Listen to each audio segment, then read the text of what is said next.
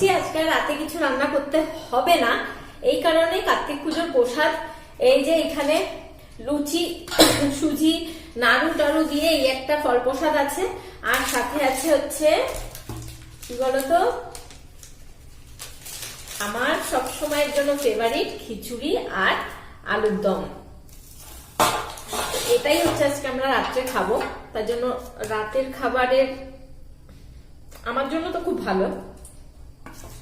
আর যেটুকু খিচুড়ি আছে আমাদের বাড়ির 3 জনের সবার হয়ে যাবে, অল্প অল্প করেই খাবো, এমনিতেই সারাদিনে মানে খেয়েছি অনেক কিছু।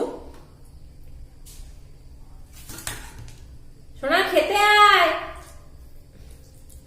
আর খিচুড়িটা না পুরো গরম না, হালকা গরম গরম আছে, দারুণ লাগবে খেতে। তো চলো ঝটপট খেয়ে নি।